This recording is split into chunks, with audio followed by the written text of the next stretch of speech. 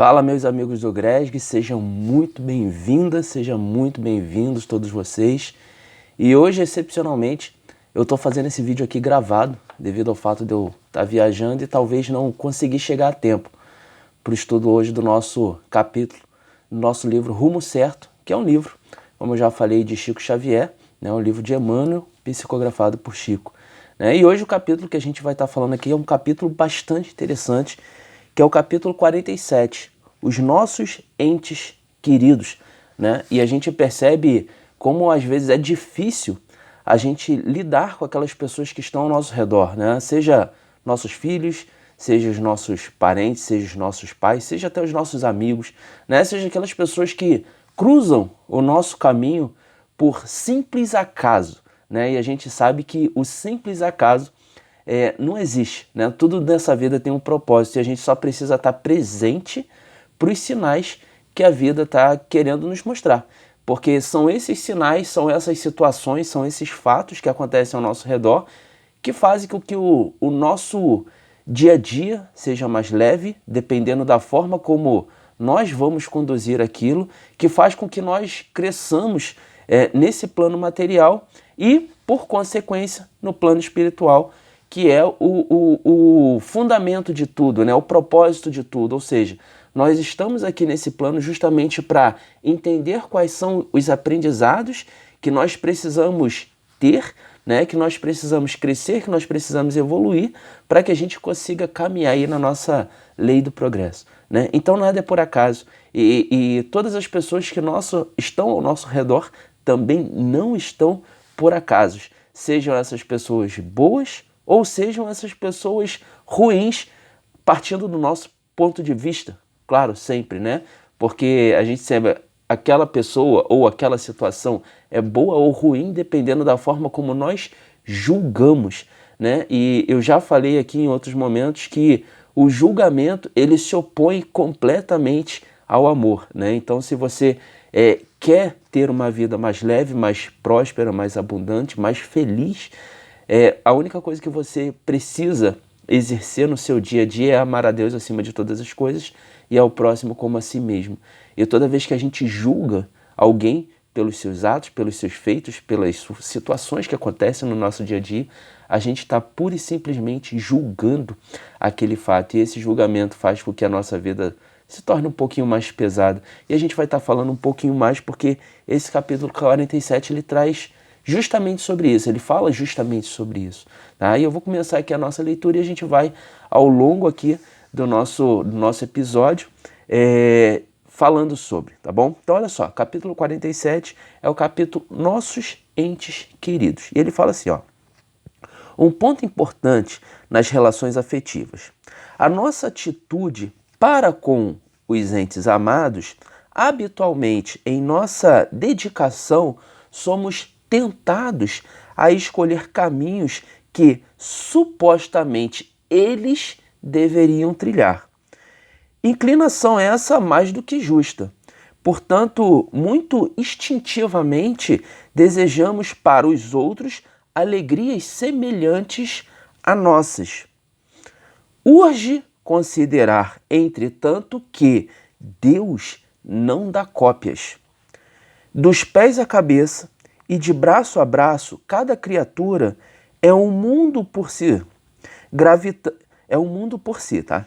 Gravitando para determinadas metas evolutivas em órbitas diferentes, ou seja, em camadas diferentes. Diante disso, cada pessoa possui necessidades originais e tem passo marcado em ritmo diverso, né? Então o que ele estava falando aqui, ó? Habitualmente, em nossa dedicação, somos tentados a escolher caminhos supondo que eles devam trilhar, né? E isso é muito comum. Eu tenho filho, não sei se você tem filho também, mas quando a gente está nessa posição de pai, de mãe, a gente tende a entender ou achar que o nosso filho ele deva seguir caminho A ou caminho B, né? E ele fala aqui, né, que isso é mais que justo, né? Portanto, muito instintivamente desejamos para os outros alegrias semelhantes à nossa, né? E a gente faz isso simplesmente porque a gente julga uma situação sendo boa ou sendo ruim, de acordo com o nosso ponto de vista. E a gente está julgando isso, né? E eu não quero chegar ao mérito se é realmente bom ou ruim, mas o fato é que muitas das vezes a gente tenta impor, a gente tenta colocar situações nessas pessoas que estão próximas de nós, nesses nossos entes queridos, no meu caso aqui como pai, né? A gente tenta fazer com que essa pessoa siga os nossos caminhos ou siga coisas que nós acreditamos como sendo boas, né? Porque a gente quer livrar essas pessoas de supostas coisas ruins ou de supostos perrengues da vida, né? E só que ele está falando aqui, né? Por si só, determinadas gravitando por si só para determinadas metas evolutivas em órbitas diferentes. Então ele está falando que não, cada um tem a sua camada evolutiva, cada um vai passar pelo seu processo. Não cabe a nós interferir nisso, né? É lógico que a gente pode auxiliar, a gente pode mostrar caminhos, a gente pode, existe esse XYZ, porque a nossa função literalmente é instruir, é ajudar essas pessoas, porque essas pessoas estão próximas de nós, tanto para o nosso auxílio como para o auxílio dessas pessoas. Ninguém nasce num ciclo familiar por acaso, né? Então existe aqui uma simbiose, né, de um para com o outro para que todos cresçamos nesse plano. Porém, a gente precisa ficar presente para o limite, né, de até que ponto é um auxílio ou até que ponto eu estou colocando uma vontade minha no outro, né? E quando eu coloco essa vontade minha no outro, é onde a gente começa a romper esse limite. E isso é muito singelo, a gente tem que estar muito presente no nosso dia a dia para que isso possa ficar perceptível, porque muitas das vezes não é, né? Isso é muito leve, a gente tende a passar desse limite, entende? Faz sentido o que eu estou falando aqui? Então, muitas das vezes a gente tende a passar desse limite. E a gente precisa ter presença, a gente precisa ter presença principalmente dos nossos comportamentos e das nossas ações para que isso possa ser leve e para que a gente não interfira na evolução do outro, né? Porque ele está falando aqui, ó, urge considerar, entretanto, que Deus não dá cópias. Então a gente precisa entender que cada um tem o seu processo evolutivo, cada um precisa passar pelos seus perrengues, né? E não cabe a nós, muitas das vezes, interferir nesses perrengues, né? Então a gente quer fazer com que aquele ente querido, com aquele ente amado, ele não passe por determinados perrengues, mas quando ele tem que passar por determinados perrengues, né, faz parte do processo evolutivo, faz parte do aprendizado daquela pessoa. E a gente quer, às vezes, não, você não precisa passar por isso, desde que eu já passei por isso. Não, faz parte de todo o processo, né? E ele continua aqui, ó, a vida, como sucede à escola, é igual para todos nós, é igual para todos nos valores do tempo. No entanto, cada aprendiz dá à experiência humana qual ocorre no educandário, estagia provisoriamente em um determinado caminho de lições. Ou seja, para cada aprendiz tem a sua experiência humana, para cada pessoa ele vai ter a sua experiência humana como na escola, né? Então todos nós vamos para a escola, todos nós temos visões, percepções e aprendizados diferentes. A gente tem um mix não só da matéria ali do dia, né? Português, matemática, não. A gente tem um mix de relacionamentos, a gente tem um mix de situações, né? A gente sabe que existem, hoje está muito em alta, né? Questão de bullying, por exemplo, né? Mas tudo isso são aprendizados que muitas das vezes a gente precisa passar. Mas, de novo, eu trago aqui a importância da gente estar presente para até que ponto eu posso ir sem infligir no processo do outro, sem interferir no processo do outro. Então, a presença é tudo, né? A gente precisa estar presente para aquilo que nós fazemos, para aquilo que nós falamos, até para aquilo que nós sentimos, porque a gente parte do princípio que, cara, se ele não está fazendo o que eu estou falando, ele está me desobedecendo. E como pode essa pessoa me desobedecer? Entende? Então a gente precisa ficar presente para esses estímulos também sensoriais e ficar presente para aquilo que a gente sente. Porque aquilo que a gente está sentindo nada mais é do que o nosso pensamento oculto se manifestando em forma de sentimento e emoções, né? Então, se a gente está com peso quando alguém talvez desobedeça, e muitas das vezes pode ser um filho, uma filha, né? O marido, a esposa, né? O irmão, que às vezes a gente se coloca no papel de pai, que se coloca no papel de mãe, né? E esse papel não cabe a nós, e a gente se coloca nessa situação, a gente tenta passar um determinado aprendizado, aquela pessoa não faz aquilo que supostamente nós queríamos que ela fizesse, e a gente que entra naquela baixa vibração, naquela emoção ruim e acaba ficando, caramba, como pode? Eu faço tudo por fulano, eu faço tudo por ciclano e ciclano não faz as coisas que eu peço, não faz as coisas que eu quero. Ele está indo por um caminho completamente errado. Como pode isso acontecer? Né? Mas como pode isso acontecer? Porque Deus não faz cópias. Cada um vai ter o seu processo, cada um vai ter o seu caminho. Cabe a nós acolher a decisão dessas pessoas e aí sim, talvez tornar mais simples, com uma simples palavra, tá bom, eu te apoio, se você precisar de alguma coisa, eu estou com você. É a única coisa que a gente pode fazer, porque não cabe a nós interferir nisso, né? E aí ele está falando aqui, ó, aquele companheiro terá tomado corpo na terra a fim de se casar-se e construir família. Outro, porém, ter-se-á incorporado no plano físico para a geração de obras espirituais com imperativos de serviços muito diferente daqueles da proporção propriamente considerada.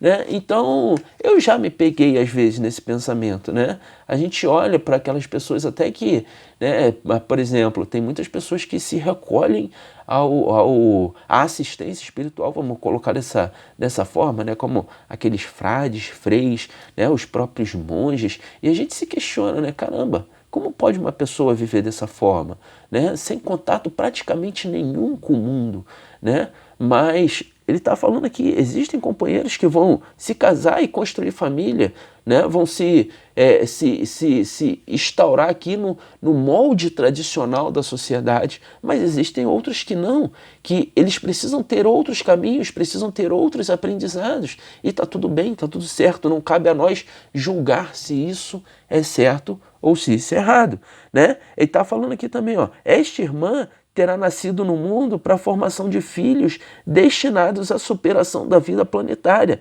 Aquela outra, todavia, terá vindo ao campo dos homens a fim de servir a causas generosas em regime de celibato, né?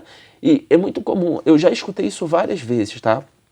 Várias vezes, de mulheres que, poxa, trabalham, né, se dedicam a profissões e tal, e em um determinado momento ela decide ser mãe e larga tudo, né? E eu já escutei, é muito engraçado, porque eu já escutei inclusive na verdade eu escuto isso mais de outras mulheres, homens normalmente eu não lembro de ter escutado, mas como pode? Fulano agora decidiu ser mãe, poxa, largou tudo para trás para ser mãe.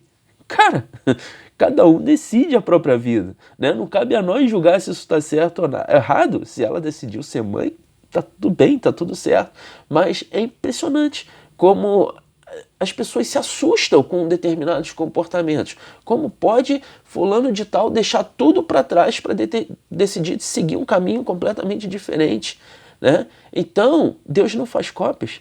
Né? Deus não faz cópias. Só que a gente às vezes está no mundo recluso, no mundo fechado, onde existem pessoas ali, né, do nosso padrão moral, vamos colocar dessa forma, e isso acontece devido ao fato do pertencimento, ou seja, semelhantes tendem a andar com semelhantes, né? Então Eu tendo a andar, você tende a andar com grupos de pessoas parecidas com você. Eu tendo a andar com grupo de pessoas parecidas comigo. E tá tudo bem, isso faz parte, né? Existe um fenômeno que a gente chama de pertencimento, que nós precisamos se sentir acolhido ao nosso meio. E isso é desde a época das cavernas, porque se você não tivesse em um meio que te acolhesse, você simplesmente seria comido pelo dinossauro, né? Enfim, então a gente vem crescendo com essa questão do pertencimento muito forte.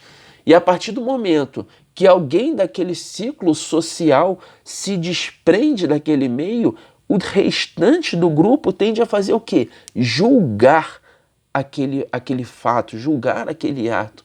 Só que a gente não sabe o que está por trás disso. Então, o julgamento, ele é o oposto ao amor ao próximo. Então, se eu julgo, automaticamente eu não estou amando, tá? E para e pensa nisso, porque isso é o mais importante de tudo, é a ausência de julgamento.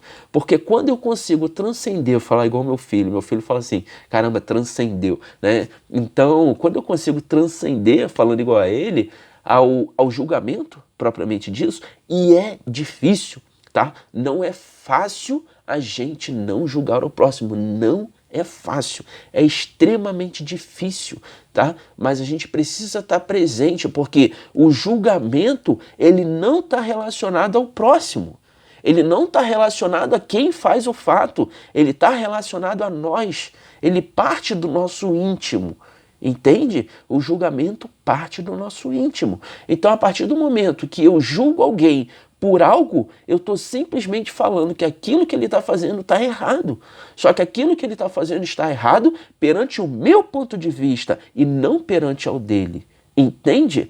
Então, quando eu consigo transcender a isso, ou seja, ficar presente para os meus comportamentos ao ponto de simplesmente aceitar a decisão do outro, seja ela qual for, não importa, aí sim, eu estou amando ao próximo. Porque qualquer coisa fora disso é pura e simples julgamento, né? E é interessante, aí eu vou trazer uma rápida história aqui que aconteceu comigo, né? Não que aconteceu comigo, eu estou no Sul, né? Eu estou no Sul e é por isso que eu estou gravando essa live de hoje, né? Que eu não sei como é que vai ser meu dia hoje, mas aqui no Sul é interessante que tem umas placas, né? Nos sinais é comum você ver umas placas aqui, não dê esmolas. E aí a gente estava até comentando, conversando isso com um amigo meu, né? Mas eu não cheguei ao mérito, porque isso é muito pessoal, né? Não cabe ao Estado, enfim. E o que é esmola? Ajuda ao próximo é esmola? Né? É confuso, é confuso. E aí, vendo isso, eu lembrei de um fato, de uma conversa que eu tive com uma pessoa, e uma pessoa que eu considerei sábia nesse momento, né? Ele tem um comércio perto de onde eu moro. E como eu vivo comprando coisas lá, vira e mexe, a gente bate papos, né? E uma vez a gente chegou nesse mérito, né, de dar ou não dinheiro para pessoas que pedem no sinal, dar ou não algo na rua para alguém, né? Então, até que ponto esmola é moral, né? Até que ponto você está subjugando o outro, né? Então, é um cenário muito sensível de se falar.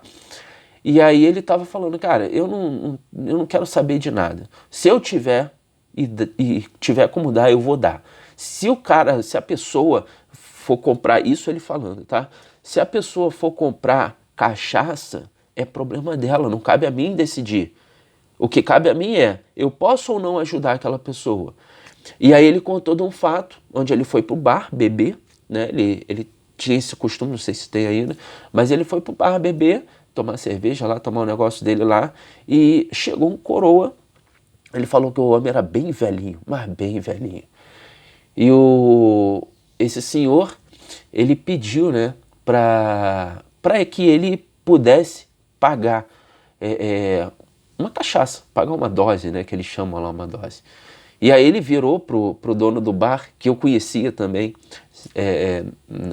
que também era tudo lá perto, né? Ele virou pro dono do bar, eu ia falar o nome da pessoa, mas não é legal, né? E aí ele falou assim, ó, tudo que ele pedir, pode botar na minha conta, né? Ou seja, ele não só pagou a dose para a pessoa, mas como ele, tipo assim, fala, cara, o que você precisar, você vai lá e compra, tá tudo certo, tá comigo. Né? Enfim, e ele falou que ele viu aquele coroa lá, aquele senhor, ali a noite toda, né, no bar, e se divertindo, e dançando e tal, não sei o quê. Enfim. E aí ele foi embora, né? Ele foi embora, e no dia seguinte, olha só que impressionante, no dia seguinte, esse senhor, esse coroa, ele tava no banco, tinha um banco daqueles de cimento, de bar mesmo, aquele coisa bem pesada, bem rústica, né? Tinha um banco de concreto ali, e esse senhor acordou falecido, acordou morto nesse bar, né? E aí ele falou assim, cara, e aquilo ali foi um aprendizado absurdo. Ele falando, tá? Ele falando. Aquilo ali foi um aprendizado absurdo, porque eu não sei qual era a necessidade daquela pessoa. Eu não sei por quais desafios aquela pessoa estava passando naquele momento, por quais angústias. Eu não sei o que ele passou da vida dele. E eu abri a conta lá, ele pegou o que ele quis pegar, e ele se divertiu. E talvez aquela tenha sido a noite mais feliz que ele poderia ter antes da morte dele. Porque a gente sabe que o nosso caminho aqui nesse plano, ele já está meio que pré-determinado. A gente já sabe como é que vai ser, né, antes de vir para cá. Mas, e quando ele falou isso, me caiu uma ficha assim, absurda. Eu não estou julgando se o que ele fez está certo ou errado, não cabe a mim decidir isso. Mas o fato é que ele tem razão, né? Ele tem razão. A gente não sabe o que perrengues aquele coroa, como ele falou, estava passando.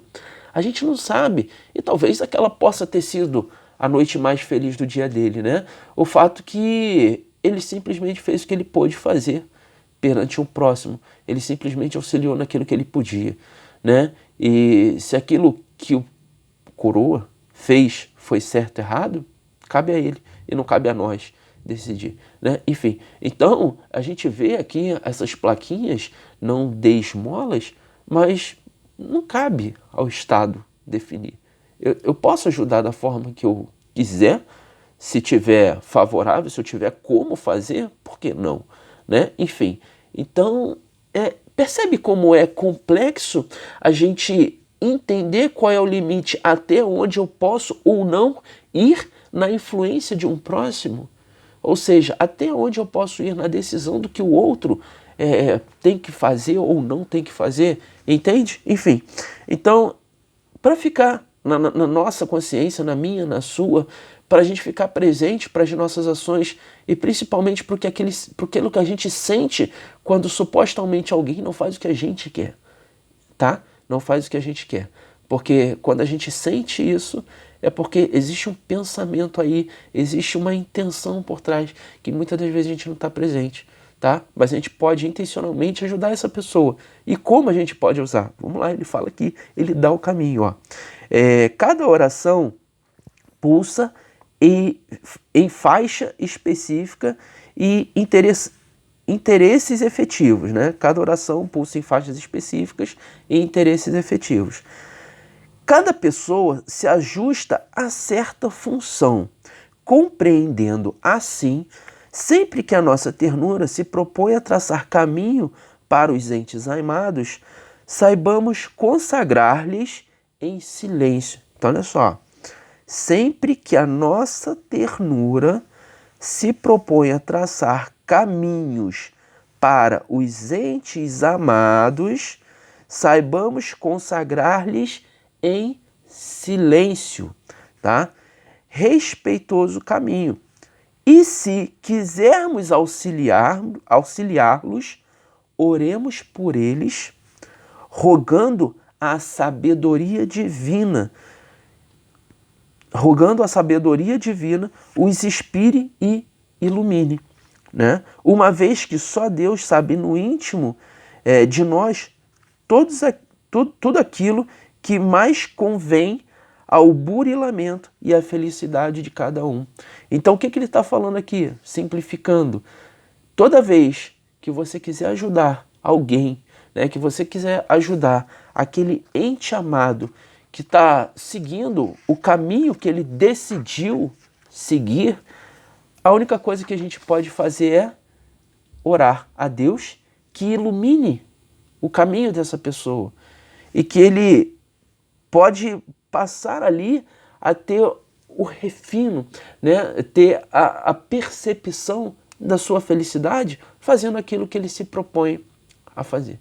Percebe? Então, a única coisa que a gente pode fazer é consagrar-lhe em silêncio, ou seja, simplesmente aceita. Não julgue o fato, não julgue o mérito. Cada um de nós estamos aqui por um propósito, né? Tá falando aqui, Deus não dá cópias. Deus não dá cópias. Não existe outro eu aqui, né? Não existe meu filho, as pessoas falam assim, pois teu filho é igual você, né?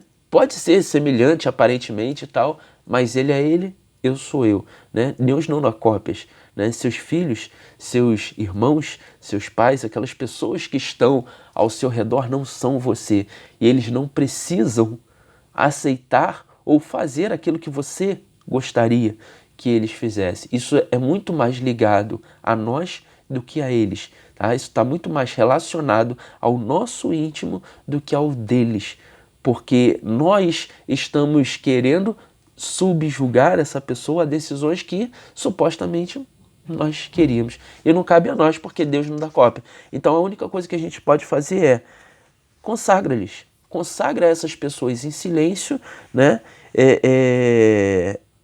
E pede a oração, né?